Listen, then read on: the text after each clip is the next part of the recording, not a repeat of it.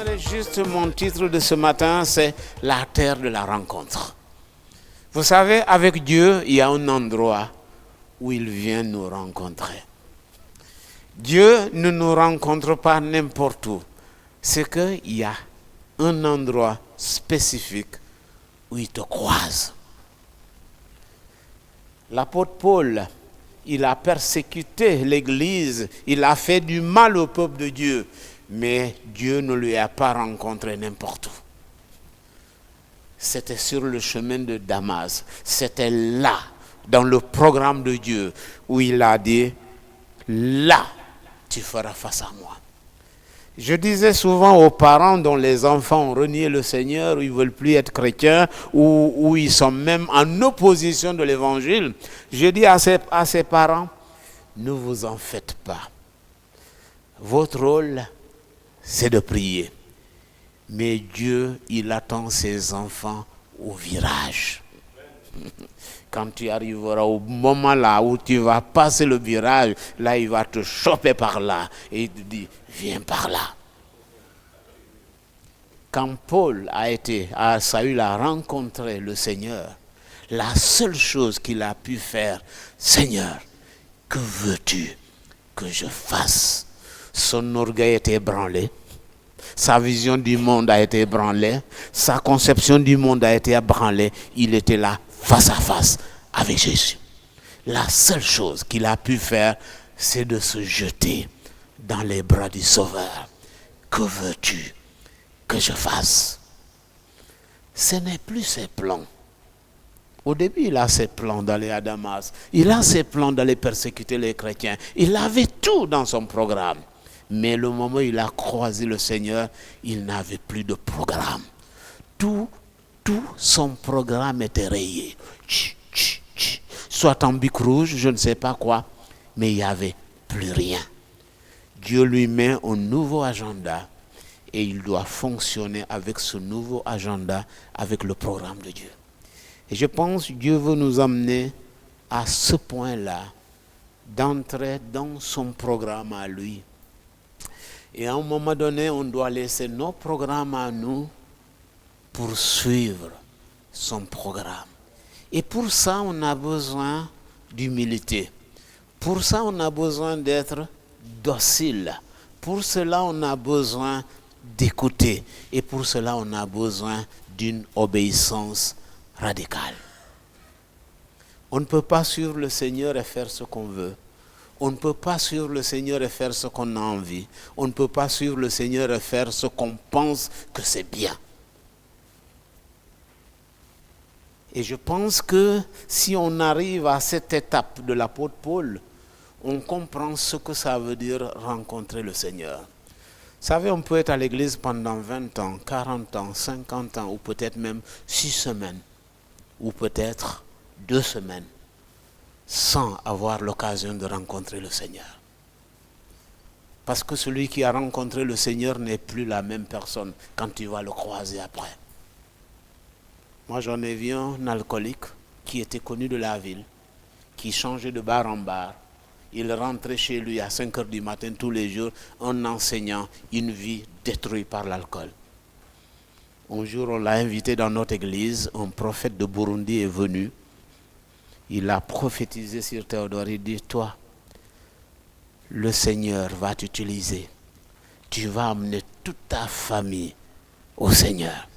Moi, j'ai regardé l'ancien qui était à côté de moi du nom de shérif. J'ai regardé, on s'est regardé et on a ri, comme Sarah. Comme Sarah. Quand l'ange est venu lui dire qu'il va porter un bébé, Sarah a ri. Et nous, quand le prophète a parlé, on a ri. J'ai dit, ce pauvre gars, il ne sait pas qu'est-ce qu'il est en train de dire et qu'est-ce qu'il est en train de faire. Il venait de Burundi, il ne sait même pas qu'il est alcoolique, mais il a prophétisé sur lui. Effectivement, les années qui ont suivi, la vie de Théodore a radicalement changé. Sa femme a continué de vendre de l'alcool dans sa maison, mais lui, il a été radicalement libéré. Et c'est ce Jésus-là que moi je crois. C'est pas ce Jésus, il me le libérera quand le temps viendra. Non. Jésus, quand il te saisit, Il te balance et il te rebalance. Quand il te laisse par terre là, tu ressors et tu n'es plus la même personne. Et si on est encore dans nos travers, c'est que quelque part on n'a pas encore rencontré ce Jésus. On n'a pas encore la crainte de Dieu en nous. On est dans la religion, mais on n'est pas encore soumis. Et Dieu veut nous amener à se soumettre à lui. C'est lui notre maître. Et notre rôle, c'est de marcher sur ses traces à lui. Maintenant, si je suis maître de moi-même, Jésus dit, ne forcez personne à venir à moi. Donc, Dieu nous a créés libres. En fait, tu peux parler de Jésus à ton fils. Et si le fils ne veut pas, mais tu ne peux pas le forcer. Moi, mon fils, quand on est arrivé ici en Suisse, il avait 5 ans. En Afrique, il me dit, papa, dimanche c'est quand? Il était toujours pressé que le dimanche arrive. Le premier dimanche qu'on est arrivé au CEP, il y a quelque chose qui l'a complètement cassé. Cette joie dans l'église qu'il a connue là-bas, il est arrivé ici, il se dit, mais je suis dans une église ou je suis dans un lieu d'enterrement. Donc, ça lui a complètement démotivé. On part à la maison, il me dit, papa, est-ce que j'ai besoin d'aller à l'église tous les dimanches? J'ai dit, fiston, tant que tu es à la maison, tous les dimanches, tu vas aller avec moi. Parce que nous, en Afrique, on ne demande pas l'avis de l'enfant. Le papa, il se lève le matin, il prend ses enfants, il va à l'église ou à la mosquée. Il ne va pas demander à ses enfants si tu as envie ou si tu n'as pas envie. Nous, ça, c'est des questions qu'on ne se pose même pas. Et si le papa a besoin de toi pour lui faire quelque chose, il ne va pas te dire, s'il te plaît, il va te dire, lève-toi, il va me faire ça. Et tu te lèves et puis tu vas faire. C'est tout. Et il est venu à l'église, je pense jusqu'à 17, peut-être 15 ans. J'ai dit, fiston, maintenant tu es libre. Si tu veux venir à l'église, sens-toi libre. Si tu ne veux pas venir aussi, sens-toi libre. Il me dit, ouf, je suis libre de la prison. C'est ce qu'il m'a dit. Et puis là, il n'est plus jamais revenu à l'église jusqu'à aujourd'hui.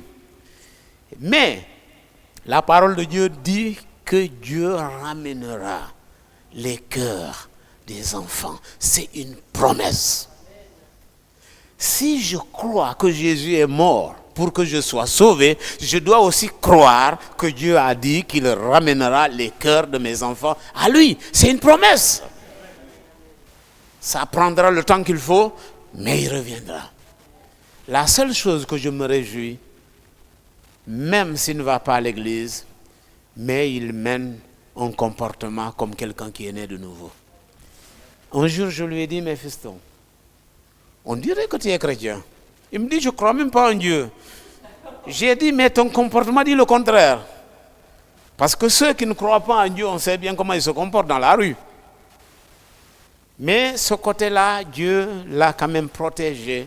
Et je peux dire, quand je regarde ses amis, tout ça, le comportement pendant les fêtes du village à Courgenay, le long de la route, il y a des bouteilles de bière partout. Mais lui, il ne touche pas. Un jour, il a dit à son éducateur qui était là avec sa cigarette, il lui dit, mais je pense qu'il avait 8 ans. Il lui dit, vous êtes là pour nous éduquer. Mais comment se fait-il qu'un éducateur fume? Il lui a balancé ça à la figure. Je reviens au message, la terre de la rencontre. Ça se trouve dans Josué 5. Josué chapitre 5.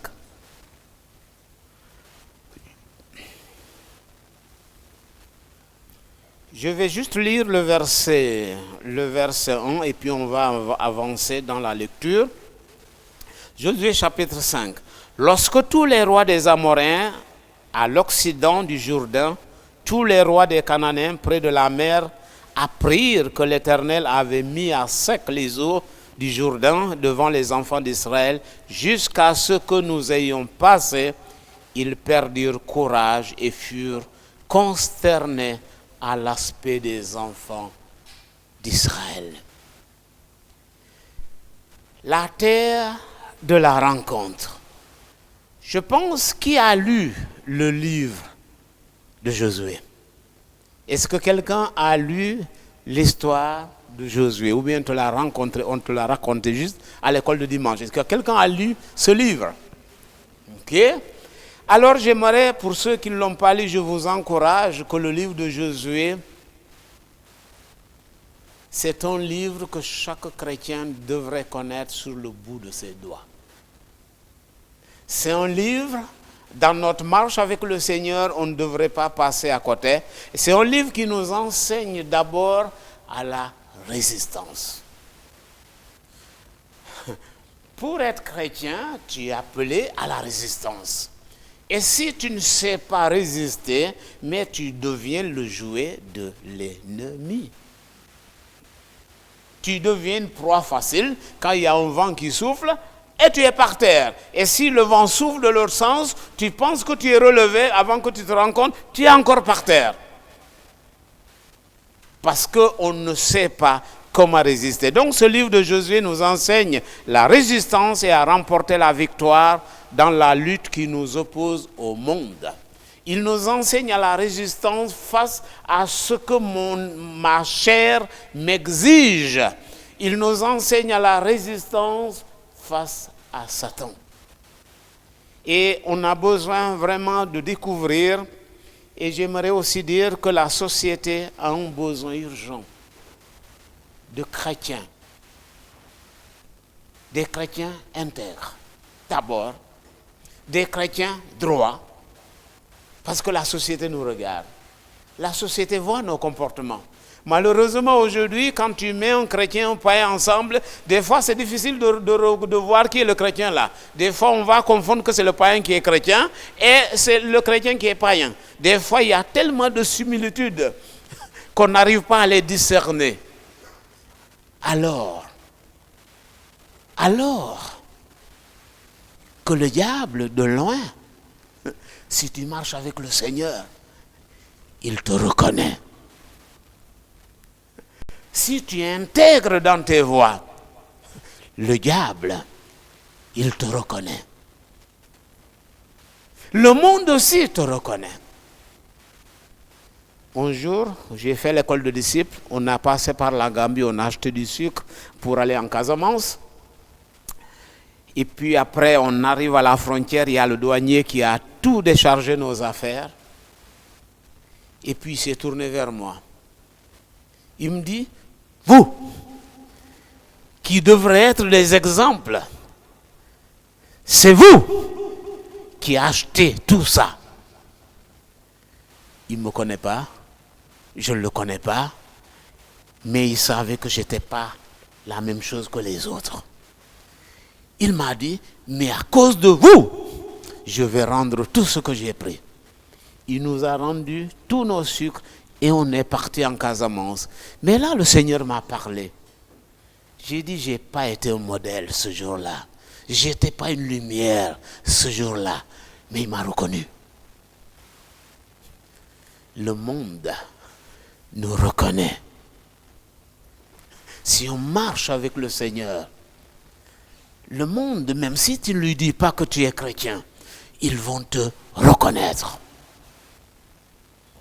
D'ailleurs, chez moi, dans mon pays, quand tu commences à te comporter bizarrement, c'est les païens qui viennent te dire « Ah, vous aussi, vous faites ça ?» Ce n'est même pas les chrétiens qui viendront te dire « Arrête ce que tu fais ». C'est le monde qui viendra vers le chrétien pour lui dire « Ah bon, vous aussi, vous faites comme ça ?» Et là, si tu es vraiment sérieux, tu vas comprendre que ça ne va pas. Parce que si c'est les ténèbres qui viennent même pour te dire que ça ne va pas, c'est un problème. Parce que c'est le Saint-Esprit qui vient d'abord te dire ce que tu fais là, ça ne va pas. Et si c'est le monde qui vient le faire, c'est qu'il y a des soucis. Donc, on a besoin de chrétiens dans cette société, des chrétiens droits, des chrétiens intègres, des chrétiens aussi courageux et des chrétiens capables de faire face victorieusement aux assauts de ce monde. Le monde ne nous fait pas de cadeaux. Le monde ne fera jamais un cadeau à un chrétien. Et ça, on doit le comprendre. Et ça, on doit aussi comprendre. Soit c'est l'Église qui amène la transformation du monde, ou soit c'est le monde qui va transformer l'Église à sa façon. Et comme malheureusement, le monde s'est introduit dans nos églises, et en douce, on ressemble au fur et à mesure au monde, mais on ne se rend même pas compte qu'on est en train de se mondaniser. Parce que des fois, on est tellement fiers, je suis de bon chrétien, je suis un bon chrétien. Hein? Vous voyez, je suis un bon chrétien. Mais est-ce que je suis différent de celui qui est dans le monde? Ça, c'est la question que je dois me poser. J'aimerais qu'un jour, quand je serai devant la présence de Dieu, qu'il me dise, bon et fidèle serviteur. Ça, c'est Dieu qui nous qualifiera. Ce n'est pas les hommes. Tu peux voir quelqu'un avec sa Bible qui prêche l'évangile, mais en bas, c'est un dealer. Et personne ne sait. Un grand dealer. On avait un pasteur du nom de Moses qui était au Sénégal. Un homme que Dieu utilise, il y a l'onction des guérisons. Mais à ma grande surprise, tous les chrétiens de là-bas qui voulaient aller aux États-Unis, ils les fabriquaient des faux visas et ils partaient. Moi, je l'ai invité dans mon église, il a prêché, mais je ne savais pas que c'était un faux type. Mais Dieu n'avait pas retiré son onction, parce que je le voyais en lui. Les miracles se passaient. Mais de l'autre côté, son cœur n'était pas entier pour Dieu. Et un jour, l'État du Sénégal a soupçonné que ce pasteur-là, il faisait de faux visas. Mais comme il était malin, avant que l'État du Sénégal ne le chope, il a fait son propre visa et puis il est parti aux États-Unis. Donc, ils ne l'ont pas chopé. Donc, le fait d'aller à l'église, le fait de prêcher, le fait de chanter à l'église ne fait pas de nous des chrétiens. Ça ne fait pas de nous des chrétiens. Ce qui fait de nous chrétiens, c'est quand on est aligné avec les traces du Maître. Quand on est identifié avec celui que nous croyons. C'est-à-dire commencer à réfléchir comme mon maître. Commencer à penser comme mon maître. C'est-à-dire agir comme mon maître. Parler comme mon maître. C'est ça le disciple. C'est des petits Christ. Quand les gens te voient sur la route, ils disent, ah, il y a un petit Christ qui arrive. Peut-être un jour il sera plus grand, mais pour le moment c'est un petit Christ. Parce que Dieu s'occupe de nous. Quand on est entier avec lui, lui, il fait le job qu'il doit faire. Ce n'est pas à nous de nous transformer. C'est lui qui le fait. Combien de chrétiens ont voulu se changer eux-mêmes? Ils ont fourni tellement d'efforts pour se changer. Mais il fait un effort un moment avant qu'il se rende compte qu'il a fait de l'effort. Il est par terre. Et qu'est-ce qui se passe après? Mais il est découragé. Dieu est en train juste de dire à ce chrétien, mon gars, si tu veux avancer, jette-toi dans mes bras. C'est moi qui ferai ça. Ce n'est pas tes efforts qui vont te changer. Vous savez, tous ceux qui ont été libérés radicalement de l'alcool, de la fumée, la plupart n'ont pas fait de l'effort. C'est qu'à un moment donné, Dieu a enlevé ce goût de l'alcool, le goût de la cigarette. D'autres ne sauront même pas à quel moment ils ont arrêté. Parce que le libérateur était là. Les gens du monde, ils font aussi de l'effort. Moi, j'ai des collègues qui ont arrêté de fumer. Mais quand la tempête est arrivée, ils ont repris la fumée. Parce qu'ils n'ont pas connu la libération. C'est que leur effort qui leur a amené à arrêter. Mais quand la tempête est revenue, c'était fini. Des chrétiens intègres, c'est ce que Dieu demande. Toi et moi, Dieu veut de nous des hommes et des femmes intègres. Mourir dans l'intégrité. C'est-à-dire mourir dans la vérité, quel que soit le prix que ça va nous coûter. Dans nos lieux de travail, je peux faire un gaffe dans mon lieu de travail. Est-ce que je dois le dissimuler ou je dois être intègre? Si je fais des gaffes, je dois être honnête de dire à mon patron, voilà les gaffes que je viens de faire. Même si je dois être renvoyé de mon lieu de travail, mais mon honnêteté n'a pas de prix. Bon, la Suisse, ici aussi en France, la montre va trop vite qu'en Suisse. Hein. Ouais, mais je pense que je vais quand même... Aujourd'hui, je donne juste l'introduction. Et la prochaine fois, Dieu voulant, je donnerai mon témoignage de mon vécu en Afrique. Voilà, donc Dieu, il aimerait des gens droits, intègres, courageux, mais qui doivent aussi, avec leur courage, faire face aux assauts que le monde, ou l'esprit du monde veut se manifester en nous. Et c'est pourquoi la parole de Dieu dit, nous ne sommes pas du monde. Même Dieu nous laisse dans le monde, mais nous ne sommes pas du monde. Ça veut dire je suis dedans, mais je ne fais pas partie de ce monde. Parce que moi, mon royaume est ailleurs. Et on est chrétien, mais on peut commencer à vivre le ciel sur la terre. Ça, c'est possible.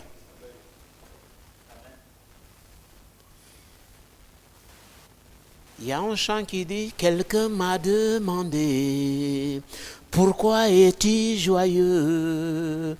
Je lui ai répondu, j'ai un Père, super Père dans le ciel.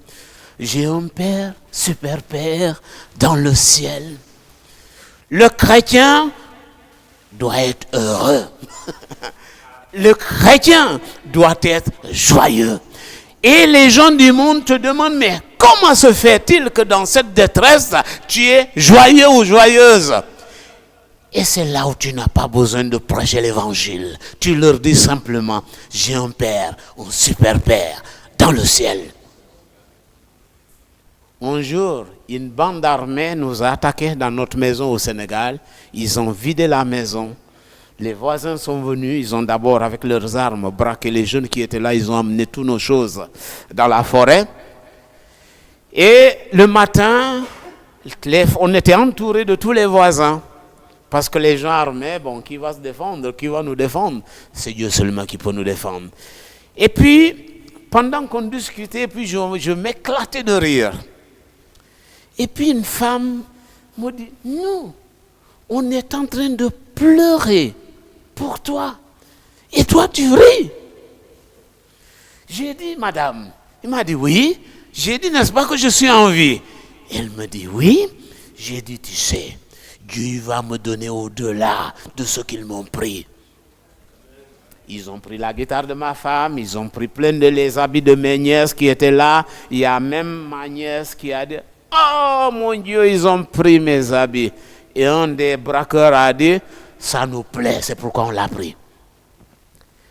Les semaines qui ont suivi, d'abord, ces gens, ils ont confessé avec ces voisins, ces jeunes qu'ils ont pris. Ils leur ont dit, cette maison-là, ça fait 3 fois on a voulu la braquer, on n'a pas réussi. C'est la 4e fois qu'ils ont réussi. Et un jour, j'étais en train de préparer mon message. Vers 1h du matin, j'entendais quelqu'un qui chargeait un mitrailleur. J'entendais le bruit de chargement. J'ouvre ma porte, je regarde, je n'ai rien vu. Je travaille mon message, au moment j'entends encore jusqu'à 4 fois. Alors j'ai éteint ma lumière et je suis allé me coucher. Donc quand les jeunes sont venus me raconter que les gars là leur ont dit ça fait 3 fois, on a essayé d'entrer dans cette maison, on n'a pas réussi. Alors, c'est que Dieu était là. Dieu était là. Et Dieu prépare ses enfants.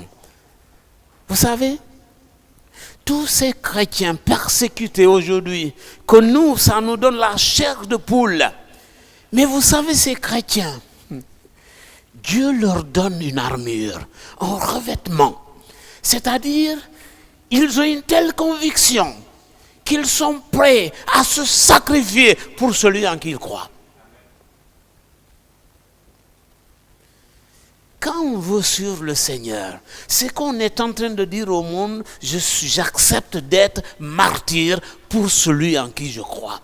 C'est ça qui veut dire témoin. Témoin en grec aussi, ça veut dire martyr. C'est-à-dire, quand tu acceptes le Seigneur, quand tu reçois le Saint-Esprit, tu es oint pour ta propre mort. Et ça, le chrétien doit le comprendre. Quand on veut suivre Jésus, on doit savoir pourquoi on le suit. Parce que si on ne le comprend pas, quand les moments difficiles vont arriver, tu seras le premier à fuir. On est oint pour notre propre mort. Et ça, quand je dis oui, je veux te suivre, c'est que je suis en train de dire, Seigneur, je suis aussi prêt à mourir pour toi, pour ma foi. Être chrétien, ce n'est pas pour s'amuser. Être chrétien, ce n'est pas pour occuper une chaise. Être chrétien, ce n'est pas pour encombrer. Être chrétien, c'est des hommes, c'est des femmes qui se tiennent debout et qui disent oui, on est prêt à te suivre jusqu'au bout, quel que soit le prix à payer. Je vous ai raconté une histoire en Guinée-Bissau d'un pasteur qui a évangélisé dans un village. Et après, le village s'est levé contre ce pasteur. Ils lui ont arraché d'abord sa femme. Ils lui ont arraché ses enfants. Ils lui ont arraché ses champs. Et c'était comme une pourriture qu'on rejette. Est-ce qu'on est prêt? Est-ce qu'on est prêt? Nous qui sommes assis là, est-ce qu'on est prêt? Quand le monde nous arrache tout et qu'on n'a rien, est-ce qu'on est prêt? Un jour, un terroriste est entré dans une église. Il y avait à peu près 250 croyants. Et le terroriste a dit, tous ceux qui veulent suivre le Seigneur là et qui sont prêts à mourir, ils viennent de ce côté-là. Et tous ceux qui ne sont pas prêts pour mourir, Jésus, vous pouvez sortir, je ne vais pas vous tuer. Je vais m'occuper que ceux qui sont prêts. Alors, tous les chrétiens, chacun sait où se trouvait la porte. Il y avait peut-être une douzaine qui sont venus du côté là et qui ont dit, nous, on est prêts pour mourir. Le pasteur a regardé, le terroriste a regardé le pasteur, il lui a dit, tu vois ces gens-là, c'est ça ton église. Et il a pris son fusil, il est parti. Ce groupe-là, c'est ça ton église. Tous les autres, ils sont juste là pour t'encombrer. C'est juste des encombreurs. Mais ton église, c'est cela.